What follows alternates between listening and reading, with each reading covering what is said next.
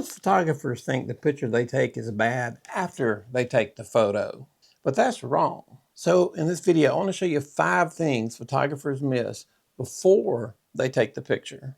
Because if you fix these, your images will get a lot better. Not because your camera's bad or your lens is bad or the lighting is too bad, but it's because you missed something. You missed a distracting background or awkward hands, bad expressions, crooked framing, or just missed focus.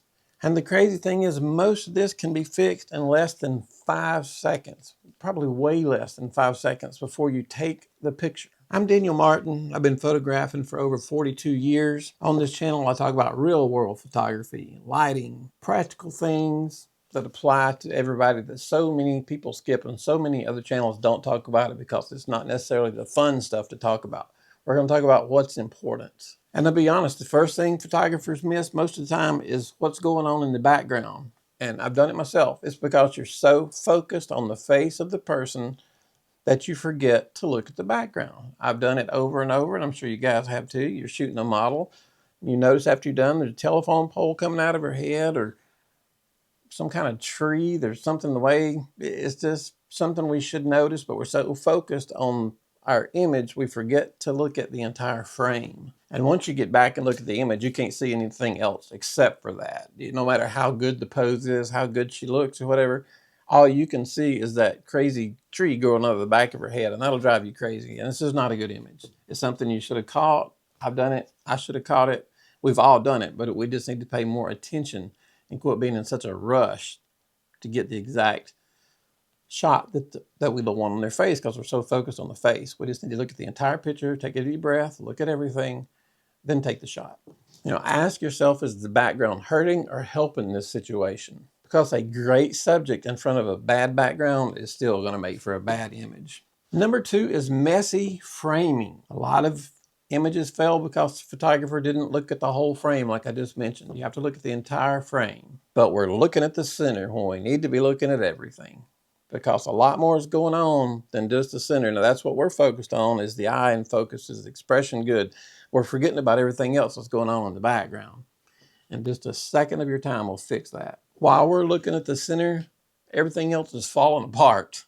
And I'm not saying you guys, I've done this myself over and over. I still do it. It's just habit. I don't know. You get kind of cocky and you're like, yeah, that's good. And you keep going and you make the mistake. Before you know it, you got cropped off fingers, you got cropped off feet, too much empty dead space in the image, crooked horizons. There's just all kinds of things we've got to pay attention for to make our image really, really good and to stay consistent. And this has to go along with what I say all the time. See the difference. And it's the small details like this that'll set you apart from another photographer, is see the difference. And these small mistakes will take your image from looking professional to not very good at all. And you just don't want that. That's how you get an almost good image. And almost good images don't cut it. They don't sell and they don't make your reputation any better. So almost is not going to cut it. Before you push the shutter, scan your image. Look at the top, look at the bottom, look to the left, look to the right, just really quickly. It doesn't take a lot before you push that button, and you will solve 95% of your problems, because your photos come down to small details and the surroundings of that image are full of small details. The third thing photographers miss are bad expressions. Because the face, as you know, that can make or break the image, because that's the first thing we're looking at. That's why we're missing other things, is we're looking at the face. I know it sounds like a rapid circle I'm running in here, but everything comes together very nicely. Follow me to the end of the video, and I think you'll get it. The light can be perfect. The background can be perfectly clean. The framing can be solid. But if the expression is wrong, it's not going to do any good. It's just the opposite of the other problem, where you've got the good expression and a tree coming out of her head. It's just not paying attention to detail. All this is things you can fix before you push this shutter. With just a second or two of thought, some quick glances here and there makes a huge difference in details. Sometimes the person looks distracted. Sometimes the smile feels fake. Sometimes their eyes are half closed, and sometimes it's hard to tell if their eyes are half closed from this back screen. That's why I was talking to you guys about the monitor the other day. It's much easier to see the eyes if they're fully open in a bigger screen. Sometimes your client just looks uncomfortable. So if they look uncomfortable, what I do is say, just stop, take a deep breath. This will take some more time. This is what we've got to learn, is a little bit of patience. Get your customer comfortable. Just say, hey, stop for a second. We're not going to take a picture. Just take a deep breath, relax. I posed you wrong. Let me reset this and we'll get it going. Blame it on you. Don't blame it on them. Okay. Never do that. Never say, you did, your eyes are looking bad or whatever. Don't do that. Blame it on yourself. Okay. If you blame stuff on them, then they're going to start feeling even more worried in front of the camera. So you take the blame. Okay. Just say, let me fix this picture a little bit. Take a deep breath and we'll go again. And that works 99% of the time. And it's where a lot of photographers mess up. They shoot the pose, not the person. Pay attention to the person. Did they look comfortable? Not the pose that you saw in some magazine that you wanted to get. Pay attention to the person that you're photographing, because you're not photographing the person in that magazine. Before you click this button, ask, does the expression match this image? Won't take less than a second. It's the small attention to details that make all the difference between an picture, a good picture, and an amazing picture. If the expression works, the shot just comes alive. And you've seen it in your pictures. I'm sure you guys have seen it. You guys have been shooting for a while. Even if you haven't been shooting very long, I'm sure you've seen it. Once that expression comes alive, you're good to go. But if it doesn't, the whole thing will fall flat. So that's what you got to watch out for. Just, and I, like I said, my opinion, take some time with the customer. If they're not comfortable in front of the camera, make them feel comfortable in front of the camera. Go, man, that was a great shot. That was fantastic. Keep shooting, make them feel good. And then you can work over into the pictures that you're looking for. Gain their trust and give them a little bit of confidence before you start worrying about maybe getting the pictures that you're looking for. That's just my advice. That's what I have done for years, and it's worked for me. And then the fourth thing we have is a problem that everybody has. It's just natural. Hands. It's very uncomfortable when you're getting your picture made to know what to do with your hands. Are they just going to lay here? Or are they supposed to put them here? Nobody knows what to do with their hands. It's just, and that's the biggest question I get. What do I do with my hands? So you got to work through that with them. And they're exactly right. You've got to know exactly what to do with the hands so that they look natural, because if hands don't look natural, they can ruin the whole shot.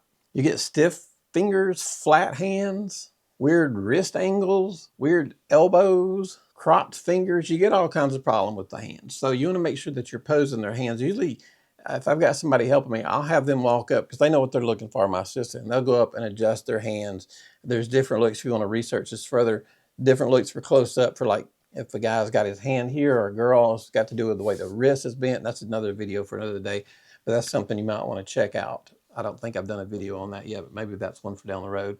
But that's very, very important, is the arms and the hands and the wrists, fingers, that sort of thing. So just pay attention to that. And that's one more thing, small details to keep your images looking good. Before you press the shutter to take the picture on this one, ask yourself, do their hands look relaxed? Do they look intentional? And do they support the mood of the photo? And you want to make sure that they do. And I know it sounds like this list I'm giving you is going to take 45 minutes for every picture, but no, it's not. Once you practice a little bit, you can do all this in under 5 seconds or less, probably a lot less. I generally spend a lot less than that because you look at the face, you kind of glance around the area, you look, you got a little rapport with the client going on. That's why it's important to establish a little rapport with your client before you just hop out of the car and start shooting pictures. Have that rapport with them, because that'll set them at ease and make them feel a lot more comfortable, which will go a long ways toward making your pictures look a lot better. Now, this one, you're probably going to say, well, that was my camera. That wasn't me. But here's the deal. You're in charge of the camera. The camera's not in charge of you. Check your focus, because focus on the face. If you're doing a portrait, focus on the face is not good enough. You want focus on the eyes. Focus on the face could be an ear.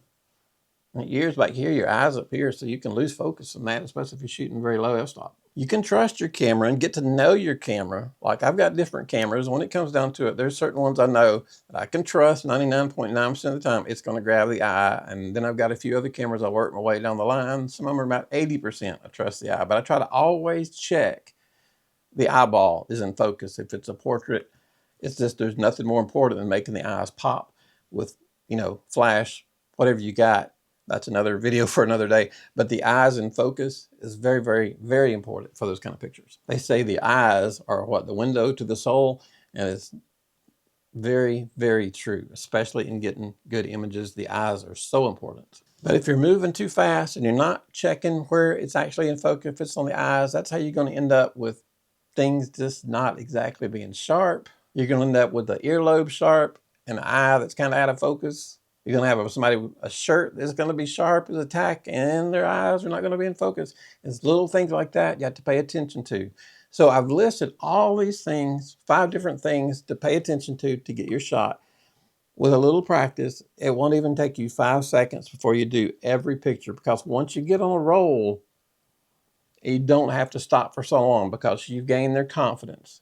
You've made them feel good. You've got their attention. Your camera, once you understand your camera, and if it's focusing in the right spot, you can really start moving after that. Because I try to shoot, if I'm doing say I'm doing a shoulders up headshot, I'm not going to do a shoulders up headshot, then zoom back to full length, then go to 3/4, and then back to headshot. Do your headshots, get that one right. Then do your waist up, then do your full length, because it just makes things run much easier when you're looking through the camera of what you're trying to get. Again, that's how I've done it, and it's always worked for me. Don't try to go from one to the other, from one to the other, from one to the other. That just gets confusing for them and for you and your camera and everything, and you lose attention to what's going on in the background. There's a car driving through the background, or there's somebody back there with an iPhone waving at you, you know.